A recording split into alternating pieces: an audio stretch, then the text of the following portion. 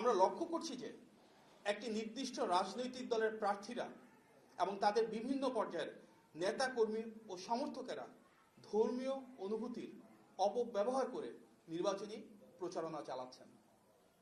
সামাজিক যোগাযোগ মাধ্যমে প্রকাশিত এ ধরনের কিছু পোস্ট এবং ভিডিও আমাদের সবার নজরে এসেছে, যেখানে বলা হচ্ছে তাদের প্রতীককে জয়লাভ করানো মানে নিজের ঈমানকে জয়লাভ করানো এবং জান ও মাল দিয়ে সেই প্রতীককে জয়লাভ করানো ঈমানের দায়িত্ব। বলা হচ্ছে যে দুঃখজনকভাবে বলতে হয়, কবরে গিয়ে বলা যাবে দিন কায়েমের জন্য সেই নির্দিষ্ট প্রতীকে ভোট দেওয়া হয়েছে। ধর্মের অপব্যাখ্যা দিয়ে ভোট চাওয়ার এই অপপ্রয়াস অনাকাঙ্ক্ষিত। এটি দৃশ্যমান যে ধর্মীয় বিশ্বাস ও আবেগকে ব্যবহার করে দেশের ভোটারদের প্রভাবিত করার যে চেষ্টা, সেটি নির্বাচনের স্বচ্ছতা, নিরপেক্ষতা, অবাধ ও সুষ্ঠু পরিবেশকে মারাত্মকভাবে ক্ষুণ্ণ করছে।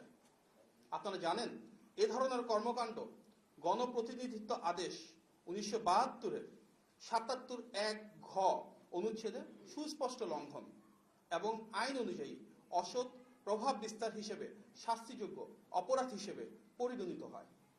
তাই আমরা দ্রুত কার্যকর ব্যবস্থা গ্রহণের দাবি জানাচ্ছি।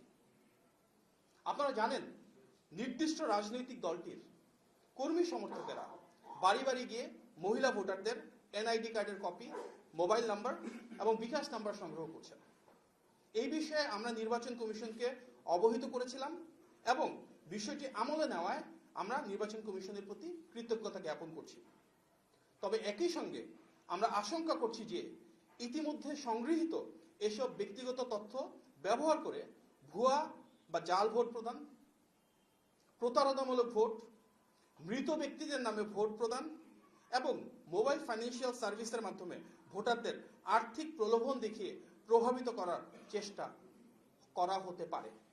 আপনারা জানেন, এই ধরনের কর্মকাণ্ড ভোটার তালিকা আইন 2009-এর ধারা 14, দণ্ডবিধি 1860-এর ধারা 417 ও 420 এবং ডিজিটাল নিরাপত্তা আইন 2018-এর ধারা 2 অনুযায়ী দণ্ডনীয় অপরাধ।